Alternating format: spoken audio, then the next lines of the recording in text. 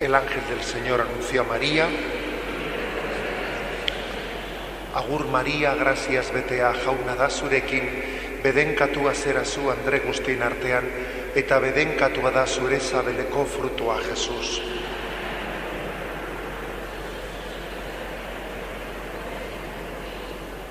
He aquí la esclava del Señor. Agur María, gracias betea jauna da zurekin, bedenkatua zera zu Andre guztien artean, eta bedenkatua da zure sabeleko frutua Jesús.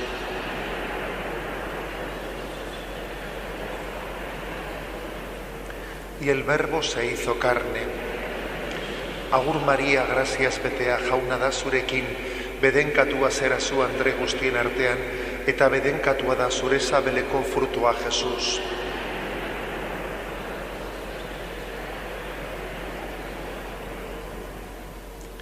Ruega por nosotros, Santa Madre de Dios.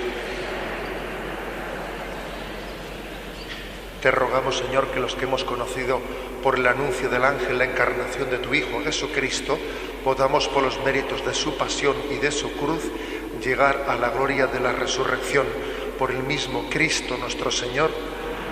Ave María Purísima. Muy bien.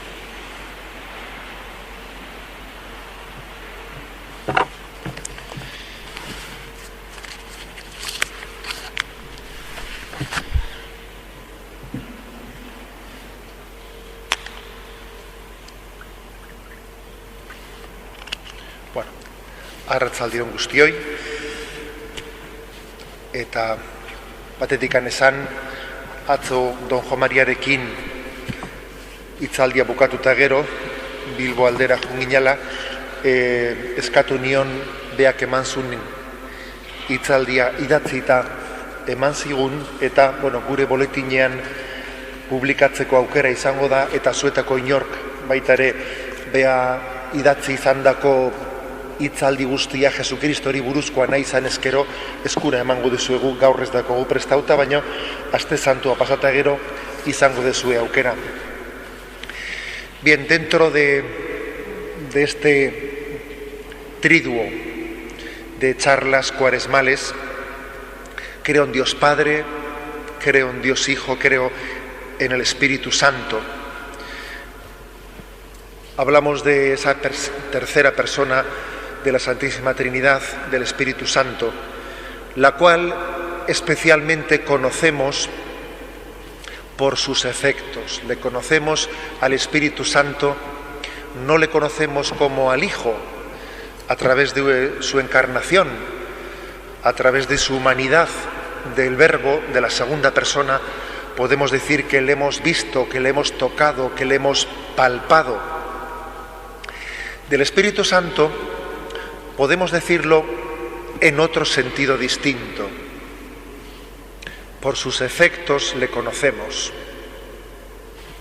Por sus efectos. Porque si somos divinizados, si nos movemos no por el influjo de la carne, sino si somos movidos por el Espíritu, obviamente es que, como decía San Gregorio de Niza, decía él, si somos divinizados por el Espíritu, ¿cómo Él no va a ser Dios?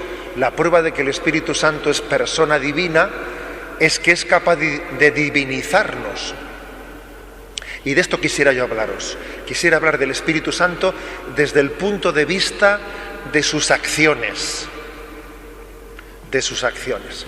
En la teología espiritual se ha hablado de los dones del Espíritu Santo, como una clasificación de lo que son las acciones principales con las que Él actúa y está actuando de continuo entre nosotros. Quizás para ser conscientes de hasta qué punto el Espíritu Santo está actuando, igual también debiéramos de partir de la percepción de qué es lo que ocurre cuando el Espíritu Santo no actúa. Es un primer punto de aproximación. ¿Qué ocurre cuando el Espíritu Santo no actúa, no nos inspira?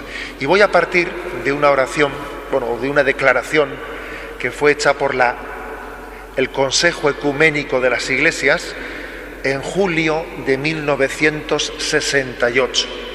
Aquel Consejo Ecuménico, en aquel contexto, en aquellos años del posconcilio, hizo la siguiente descripción de qué sería de nosotros sin el Espíritu Santo. Dice así: sin el Espíritu Santo, Dios está lejos. Cristo se queda en el pasado. El Evangelio es letra muerta. La Iglesia es una mera organización. La autoridad es una dominación. El apostolado es una propaganda. El culto es una mera evocación. Sin el Espíritu Santo, el comportamiento cristiano es una moral de esclavo. Pero con él, con el Espíritu Santo, el cosmos es elevado y gime en el alumbramiento del reino. Cristo resucitado se hace presente. El Evangelio es capacidad de vida. La Iglesia significa la comunión trinitaria. La autoridad, la jerarquía, es un servicio liberador. La misión es un nuevo Pentecostés. La liturgia es un memorial y es una anticipación. Y el comportamiento humano, la ética, es una especie de deificación, actuar movidos según Dios y por el Espíritu. Como veis, es una apreciación de qué sería del mundo, qué sería de la Iglesia sin el Espíritu Santo. Sería como un cuerpo sin alma, sería como una estructura fría, una vella sin alma. Quizás externamente las cosas parecerían iguales, pero les faltaría la vida. Por eso creo que es importante que nos aproximemos a hablar del Espíritu Santo desde sus efectos, el efecto que Él tiene en nuestra vida y en la vida de la Iglesia. Como os decía, la doctrina católica ha hablado de los dones del Espíritu Santo. Está en el punto 1830 y 1831 del Catecismo. Dice que la vida moral de los cristianos está sostenida por los dones del Espíritu Santo. Y dice luego que son 7 los dones del Espíritu Santo: sabiduría, inteligencia, consejo, fortaleza, ciencia, piedad y temor de Dios. Y dice también que los dones del Espíritu Santo están muy ligados a Jesucristo, que pertenecen en plenitud a Jesucristo. En realidad, los dones del Espíritu Santo los hemos visto en plena acción, en plenitud, los hemos visto únicamente en Jesucristo. Él los ha desplegado totalmente. ¿De dónde viene esta doctrina de los dones del Espíritu Santo? Del profeta Isaías, que en el capítulo 11 dice: saldrá un vástago del tronco de Jesé y un retoño de sus raíces brotará. Reposará sobre él el espíritu de Yahvé, espíritu de sabiduría e inteligencia, espíritu de consejo y fortaleza, espíritu de ciencia y temor de Dios. Luego, la edición de la Vulgata, hecha por San Jerónimo, introdujo un 7º don, el don de piedad, que si bien es cierto que era una cierta libertad por parte de San Jerónimo a la hora de traducir del hebreo, sin embargo la tradición lo asumió, y se ha hablado de los 7 dones del Espíritu Santo. Lo más importante, como he dicho, es que caigamos en cuenta que los dones del Espíritu Santo, antes de ser dones para nosotros, que lo son dones de Jesucristo. Nosotros recibimos de la sobreabundancia de los dones con los que el Espíritu Santo movió a Jesucristo. En cuanto a Dios, sabemos que el Espíritu Santo procede de Jesucristo, procede del Padre y del Hijo. Pero en cuanto hombre, en su humanidad, Cristo recibe todo del Espíritu Santo. Su cuerpo, su alma, su sacerdocio, su realeza, su autoridad. Esto es importante, para que entendamos bien ciertas expresiones y que no se entiendan en un sentido adopcionista. El Espíritu Santo habita en él y le da plenitud. Cuando se dicen esas expresiones, se refiere, hay que entenderlo en cuanto hombre. Jesucristo, en cuanto hombre, es habitado por el Espíritu Santo que le da la plenitud. En cuanto a Dios, sin embargo, el Espíritu Santo procede del Padre y del Hijo. Pero en cuanto hombre, la humanidad de Jesucristo está plenamente asistida por el Espíritu Santo. Procede de él. Es movida por él, por el Espíritu Santo. Bien, por eso la doctrina sobre el Espíritu Santo está muy unida a la cristología. Para ver qué quiere hacer el Espíritu Santo en nosotros, tenemos que asomarnos a ver qué es lo que hizo en Jesucristo, en la humanidad de Jesucristo. Y ahí tomamos el ejemplo de lo que quiere hacer en cada uno de nosotros. Se ha puesto tradicionalmente también una imagen para que entendamos que los dones del Espíritu Santo, que están ligados a lo que se llama la mística, son totalmente necesarios en la vida espiritual. A veces nos pensamos que eso de los místicos, que eso de la mística, es una cosa pues que está reservada para algunas personas con una vocación muy particular. Pero es que todos participamos de esos dones del Espíritu Santo. Nuestra vida de santidad sería inalcanzable sin ellos. En el fondo, una barca tiene dos formas de moverse. Una es a fuerza de remar, a golpe de remo. Pero remando únicamente no somos capaces de llegar hasta el puerto deseado, porque la singladura es larga. Y solamente con nuestro esfuerzo, con ese remar, que es imagen de las virtudes, si el hombre únicamente vive su vida espiritual con el ejercicio de las virtudes, pues no puede alcanzar la santidad.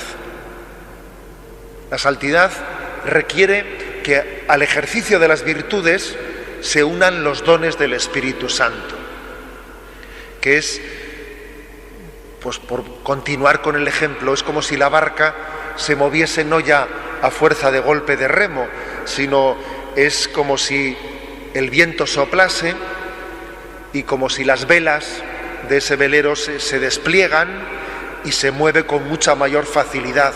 Claro, hay una bonita diferencia, como se dice, bonita diferencia de navegar solamente a fuerza de remo o con el impulso del viento que mueve al velero.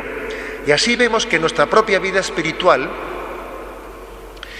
a veces, sin ser conscientes, estamos recibiendo los dones del Espíritu Santo, sin ser conscientes de ello, porque el Señor es así de humilde, que actúa y no deja tarjeta de visita, actúa de una manera en la que nosotros hasta igual podemos ser unos desagradecidos de no percibir su acción en nosotros.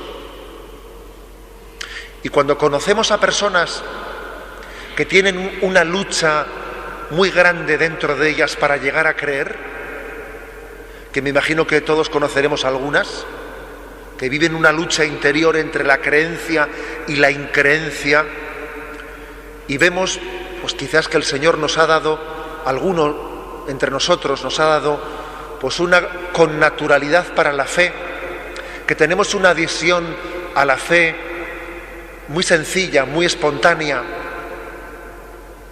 que contrasta con la lucha que tienen algunos hermanos para poder llegar a creer. ¿Acaso no nos damos cuenta de que estamos teniendo el don del Espíritu Santo que nos da el entendimiento, de manera que lo sobrenatural lo vivimos de forma natural? Es que igual nos hemos acostumbrado a que lo sobrenatural sea natural, y eso es un don del Espíritu Santo. O por ejemplo, ¿no?, a veces cuando el Señor en momentos determinados de nuestra vida pues nos da un don especial en la oración, de manera que esta, en vez de ser costosa, en vez de ser laboriosa, sacrificada, etcétera, hay momentos en nuestra vida en los que la oración pues se convierte en una especie de experiencia interior de la presencia de Dios, que nosotros casi no tenemos que hacer nada, sino casi no estorbar y dejarle al Espíritu que nos mueva, ¿no? Es obvio que estamos siendo movidos por el Espíritu Santo.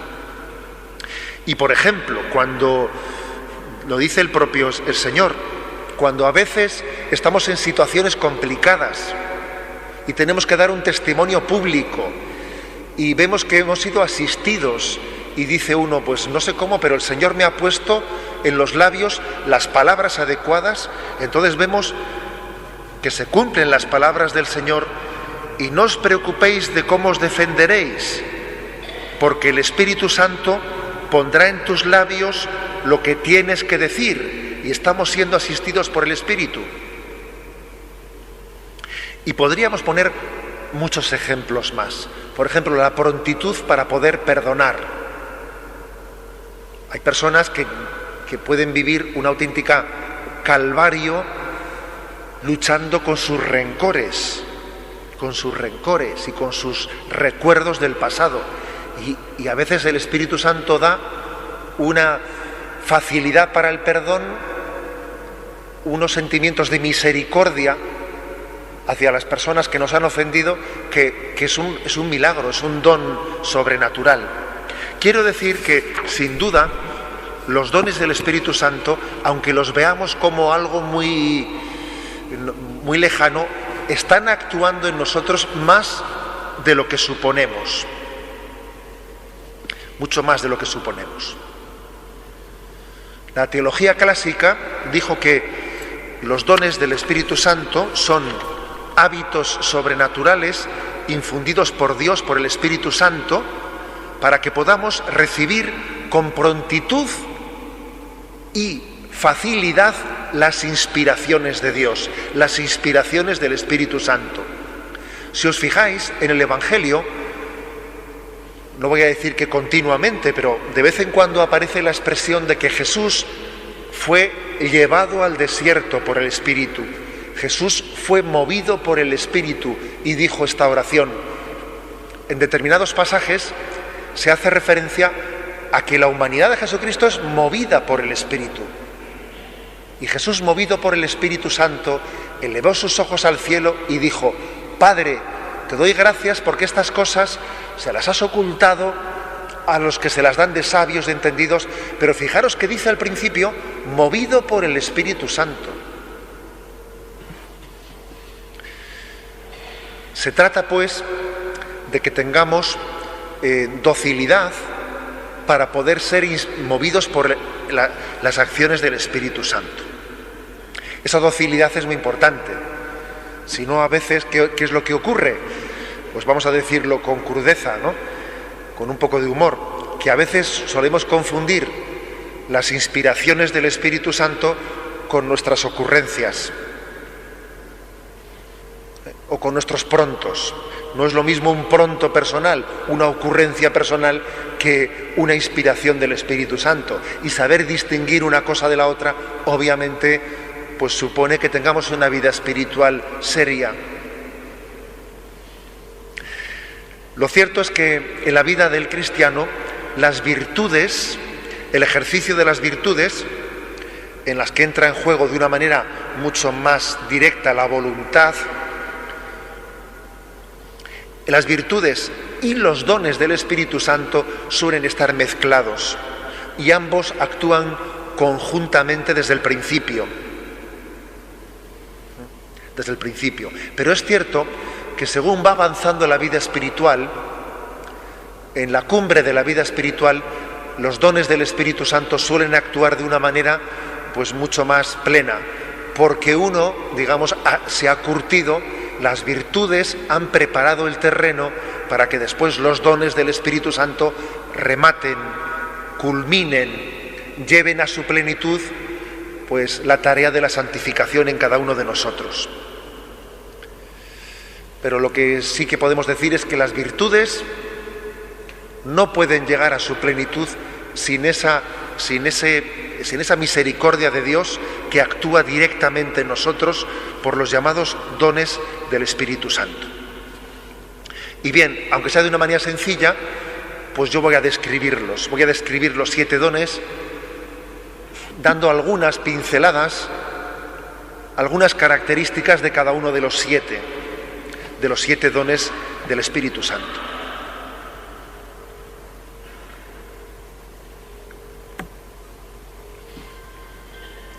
De los 7 dones del Espíritu Santo, hay 4 de ellos que inciden más o más directamente en la razón, en el entendimiento, y otros 3 que inciden más directamente en la voluntad. Estos que inciden en la razón son el don de inteligencia, el don de sabiduría, el don de ciencia y el don de consejo. El primero de ellos es el don de inteligencia, que está muy ligado a la fe. Digamos que la fe es a la virtud lo que el entendimiento es al don. Y por lo tanto el don de entendimiento es una capacidad de ser iluminado por el Espíritu para comprender profundamente el significado de las Escrituras. Es lo que San Ignacio de Loyola dice en los ejercicios espirituales: conocimiento interno del amor de Cristo. Eso es el don de entendimiento. Conocimiento interno. Es recibir la luz para comprender el significado de las Escrituras. Santa Teresa de Jesús decía que siempre que se acercaba a leer un texto de la Escritura, cada vez que lo hacía, aunque fuese ya muy conocido para ella, era capaz de ver algo nuevo, algo, si no novedoso, por lo menos impactante para ella. Descubrirle un sentido más profundo que el que le habías descubierto la vez anterior. Eso decía Santa Teresa, que desde luego no había estudiado ni escritura ni teología y no sabía latín, siendo así que Santa Teresa siempre escuchó durante toda su vida la misa en latín y no lo entendía. Y es impresionante que el don de entendimiento le permitiese conocer profundamente el sentido de la Sagrada Escritura. Es por lo tanto el don que nos permite adentrarnos en los misterios y no quedarnos en la superficialidad de la fe. Es una luz interior, de manera que la fe, como he dicho antes, puede llegar a ser percibida como connatural. Es la capacidad de sobrenaturalizar todo lo natural de la vida y al revés, vivir naturalmente lo sobrenatural, que si os fijáis muchas personas en nuestro entorno hemos visto que han hecho eso. De todas las realidades naturales entienden que en todas ellas está Dios presente. Dios está presente en los pucheros, como decía Santa Teresa. Eso es el don de entendimiento. Dios está presente en los pucheros. Todo lo natural es sobrenatural. Y al revés, lo sobrenatural lo vivimos tan cercano que nos resulta natural. Ese es el don de entendimiento. El segundo don es el don de sabiduría. El don de sabiduría que está ligado al anterior, ciertamente. No pretendo yo hacer una línea divisoria entre los dones como si fuese una línea de cartabón, hecha con el cartabón, porque están entrelazados entre ellos, ¿no? El don de sabiduría hace referencia a saborear internamente las cosas divinas. Es entender que las cosas de Dios no son abstractas, no son inalcanzables, no son complicadas, sino que son sencillas. Según avanzamos en la vida espiritual, al principio uno tiene sensación de que la vida espiritual es muy complicada. Y según va avanzando, va entendiendo que todo es muy sencillo y en el fondo todo coincide y todo se simplifica. Alguien dijo que cuando Dios nos llama a la conversión,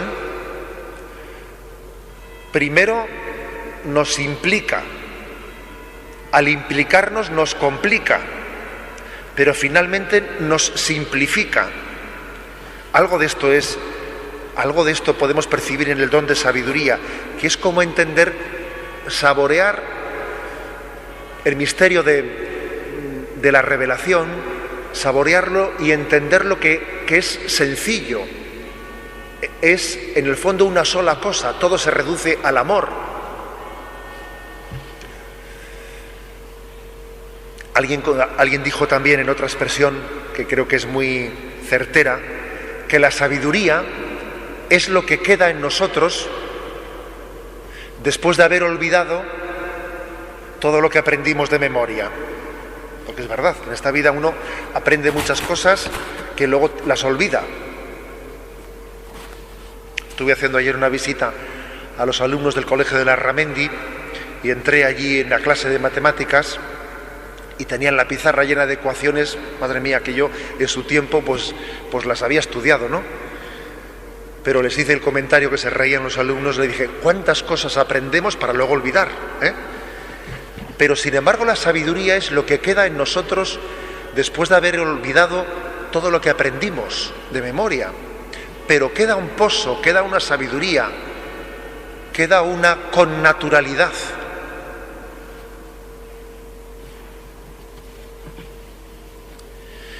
El don de sabiduría nos permite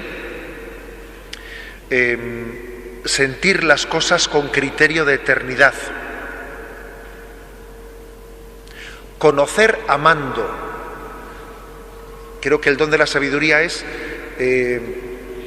complementario al del entendimiento, porque el don de la sabiduría especialmente conoce amando, no es un conocimiento reflexivo, es un conocimiento amoroso, un conocimiento amoroso. San Agustín dijo aquello tan importante que es que no se puede conocer si no se ama. Nosotros decimos que para poder amar hay que conocer, sí, pero también al revés. Y para poder conocer hay que amar. Y el don de sabiduría es un conocimiento amoroso. Aquí también podríamos hablar de la sabiduría de la cruz. De la sabiduría de la cruz, que es un escándalo para el mundo, pero que es, sin embargo, para aquellos que creemos en Jesús, es la ciencia máxima. La ciencia máxima es la sabiduría de la cruz. En tercer lugar, el tercer don es el don de ciencia, que nos permite juzgar rectamente de las cosas creadas, entender el mundo en Dios. Entender, fue San Francisco de Asís, especialmente el que tuvo ese don, el don de ver a Dios en la naturaleza, el don de percibir sus huellas a nuestro alrededor, de descubrir la belleza de Dios en la criatura, pero al mismo tiempo arrancarnos de la obsesión por lo creado, hacer de la creación un trampolín para llegar al Creador, sin quedarnos apegados en la creación. Que es así, a nosotros a veces nos ocurre que nos quedamos apegados y entonces el trampolín no nos eleva. El don de ciencia es capaz de percibir el mundo como una maravilla y también como un poco de basura. Todo lo estimo basura comparando con el conocimiento de Dios. Es como una sensación ambivalente. La admiración de que la creación, de que la ciencia, de que las leyes de la física, de la química, de las matemáticas, la astronomía, son como ventanas y ventanas que se nos abren y que son como un reflejo de la grandeza de Dios, y al mismo tiempo entendemos que todo eso es nada, ¿no?, comparando con Dios. El don de ciencia nos permite tener no una ciencia teórica, sino una ciencia práctica que nos acerca a Dios.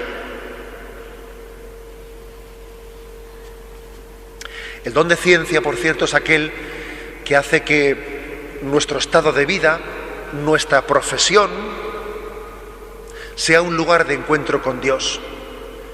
El don de ciencia es aquel que hace que el trabajo nos resulte, pues lejos de ser algo mortificante, nos veamos plenamente vocacionados en nuestro trabajo, lo disfrutemos, lo gocemos y en él veamos a Dios. Qué importante es esto, que nuestro trabajo sea un lugar, un escenario en el que no estemos diciendo, a ver cuándo termino de trabajar, porque estoy aquí pues un poco menos que amargado y después del trabajo me encuentro con Dios. No, el propio trabajo es un escenario en el que en la transformación del mundo el don de ciencia nos permite el encuentro con Dios. El cuarto don es el don de consejo. Decía que estos 4 primeros inciden especialmente en la razón, en el entendimiento. Don de consejo, que nos da la claridad para saber lo que Dios quiere de nosotros. También San Ignacio de Loyola, pues en sus ejercicios espirituales, habla tanto de las reglas de discernimiento, cómo conocer la voluntad de Dios. Y ciertamente podemos conocer la voluntad de Dios con el ejercicio del discernimiento racional, pero también Dios da el don del Espíritu Santo que va más allá de lo que nuestro raciocinio es capaz de percibir. El don de consejo es pues como una prudencia sobrenatural, es como un sentido común sobrenatural. Seguro que conocemos muchas personas a las que nos solemos acercar porque sabemos que son personas que tienen buen tino, que si les pedimos un consejo suelen ser personas especialmente iluminadas para darnos un consejo. Este es un hombre de Dios, esta es una persona de Dios, le voy a pedir consejo, me voy a acercar a ella sabiendo que su criterio pues está movido por Dios, puede estar movido por Dios, porque lo percibo en él una connaturalidad, una especie de prudencia sobrenatural. Eso es el don de consejo. Por cierto, importantísimo y necesario en esta sociedad que se caracteriza por una desorientación olímpica, ¿no? Muy bien, pues más bien a veces más que peregrinos, parecemos vagabundos. La diferencia de un peregrino a un vagabundo, a veces por las pintas exteriores no se distingue mucho. En el fondo, la diferencia entre el peregrino y el vagabundo está que el peregrino sabe a dónde va y el vagabundo pues no, va a donde le lleven. Y el don de consejo es importantísimo.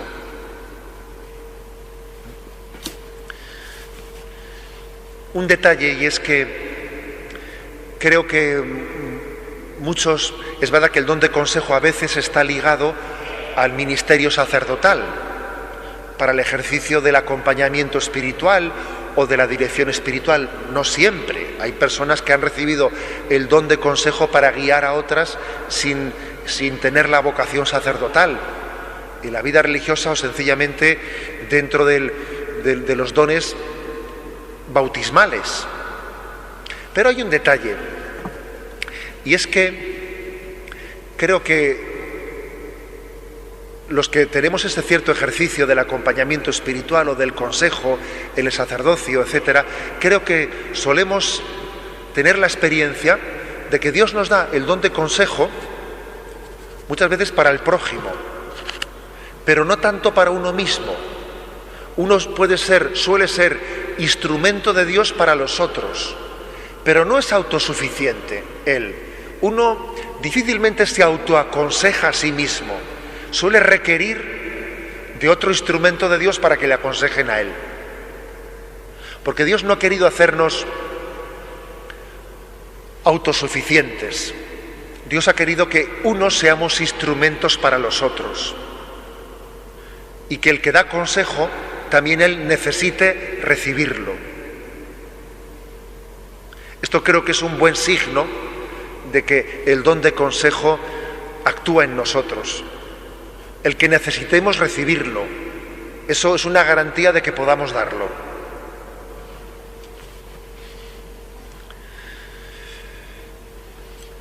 Seguimos adelante, Y el siguiente don, ya los otros tres son el don de piedad, el don de fortaleza y el don de temor, que son tres consejos que inciden más en la voluntad, a diferencia de los tres anteriores que inciden más en el entendimiento.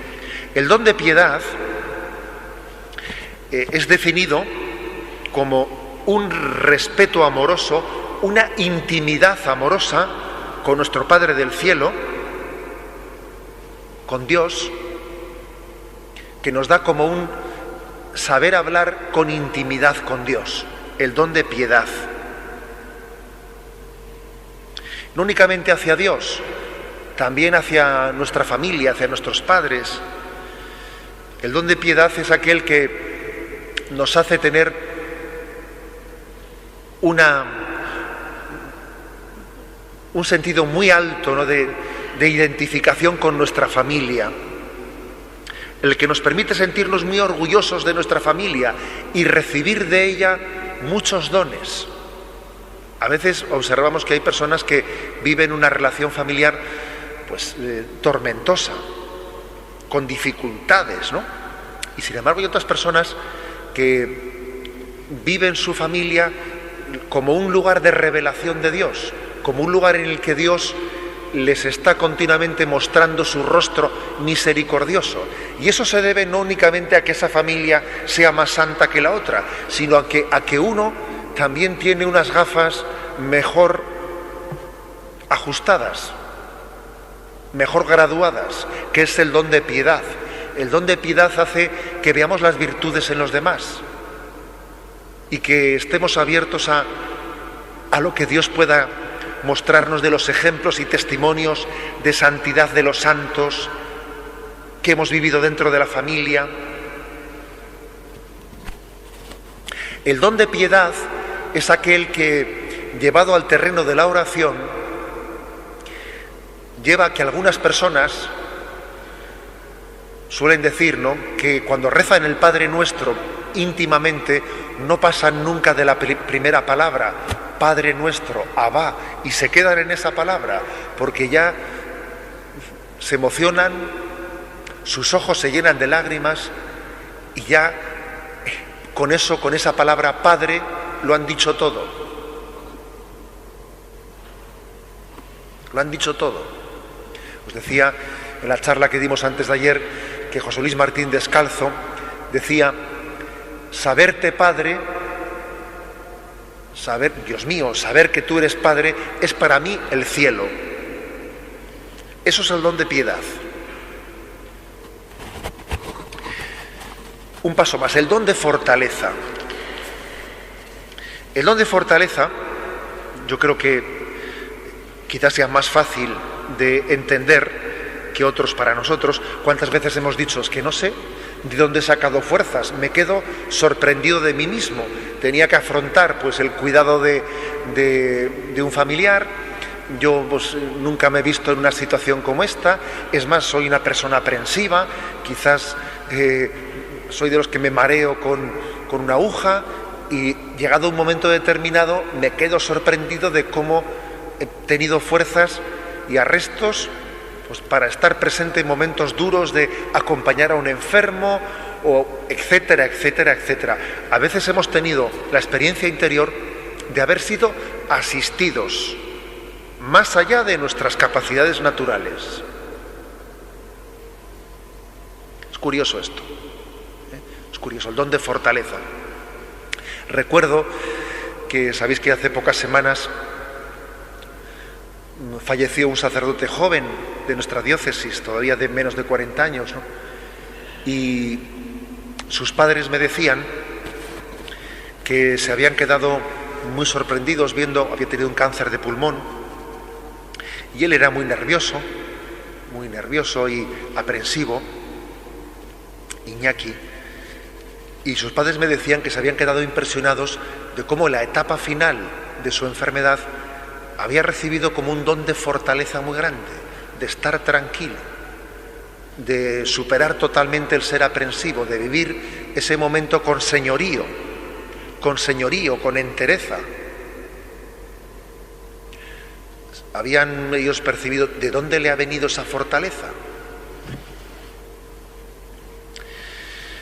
El don de fortaleza se suele caracterizar más por nuestra capacidad de aguante que por nuestra capacidad de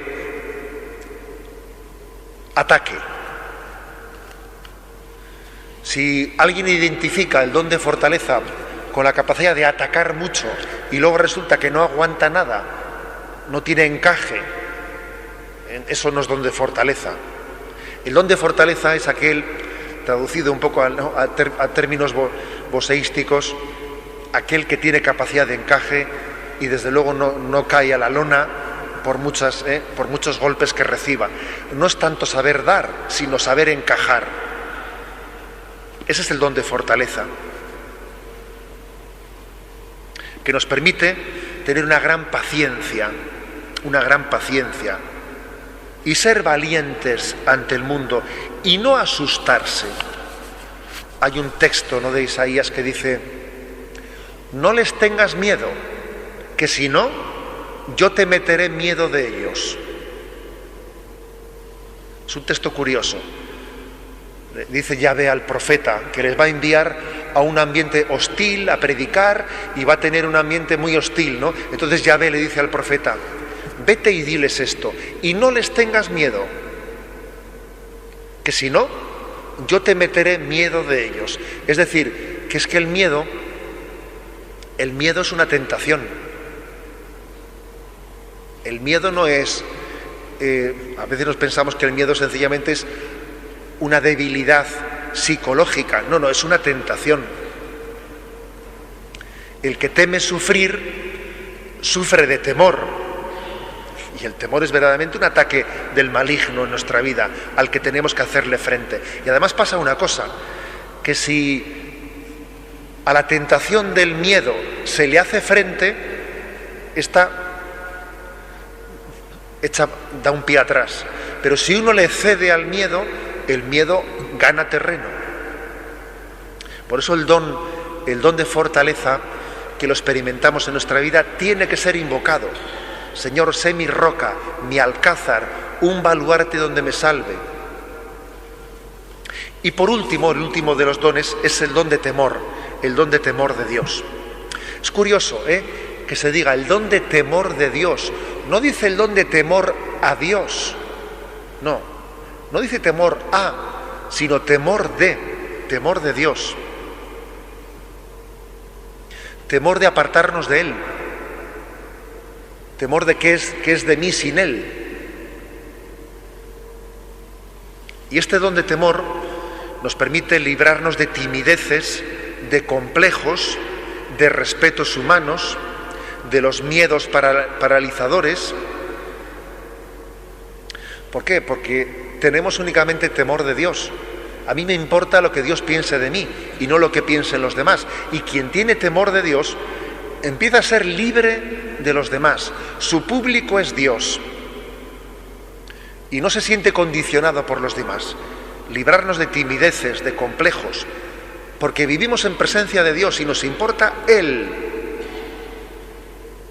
El don de temor es un don que nos da el sentido de la trascendencia, de la grandeza de Dios desde nuestra pequeñez. El don de temor de Dios es la convicción de que lo importante en nuestra vida es huir de lo que desagrada a Dios y buscar aquello que le complace. Y esto es la fuente perenne de nuestra alegría. Y por eso los salmos dicen, dichosos los que temen al Señor. A eso se refiere, es decir, dichosos aquellos que huyen de lo que ofende a Dios y dichosos aquellos que buscan aquello que da gloria a Dios. El temor de Dios, pues, es el sentido de la trascendencia, de manera que Él sea el norte de nuestra vida y que no tengamos falsas referencias ni falsos ídolos. Pues bien, queridos hermanos, estos 7 dones tenemos que pedirlos. Como he dicho, los vemos en acción en la humanidad de Jesucristo. Son los que han movido la humanidad de Jesucristo, los que la han configurado. Han sido el motor de Jesucristo. La humanidad de Jesucristo ha tenido como motor al Espíritu Santo. Y creo que de esta manera lo que nos corresponde en estas vísperas de la Semana Santa, es concluir invocando al Espíritu Santo con esta secuencia de Pentecostés. Vamos a rezarla todos juntos y aquellos que la sepáis podéis rezarla conmigo. Ven, Espíritu Divino, manda tu luz desde el cielo, Padre amoroso del pobre, don en tus dones espléndido, luz que penetra las almas, fuente del mayor consuelo. Ven, dulce huésped del alma, descanso de nuestro esfuerzo, tregua en el duro trabajo, brisa en las horas de fuego, gozo que enjuga las lágrimas y reconforta en los duelos. Entra hasta el fondo del alma, divina luz, y enriquécenos. Mira el vacío del hombre, si tú le faltas por dentro. Mira el poder del pecado, cuando no envías tu aliento.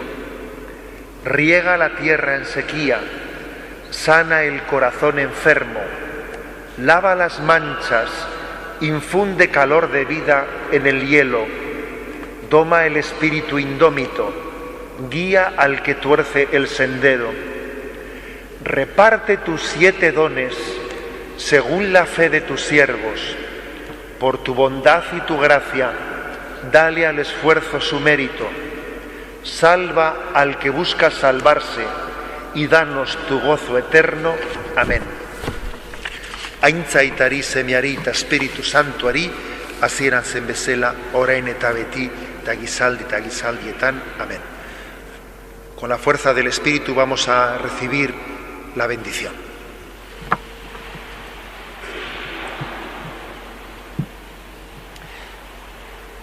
Jauna zuekin eta zure espirituarekin.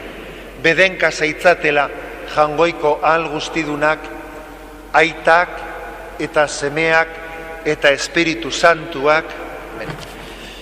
Con la fuerza del Espíritu seamos enviados. Os deseo a todos que esta preparación para la Semana Santa después sea acompañada de una vivencia intensa de los misterios del Señor. Recuerdo que la celebración del sacramento de la penitencia aquí en la catedral va a ser el martes, si no me equivoco. Creo que está puesta el martes dentro del programa de la Semana Santa. No sé si es a las 7 de la tarde. Podéis ir en paz. Demos gracias.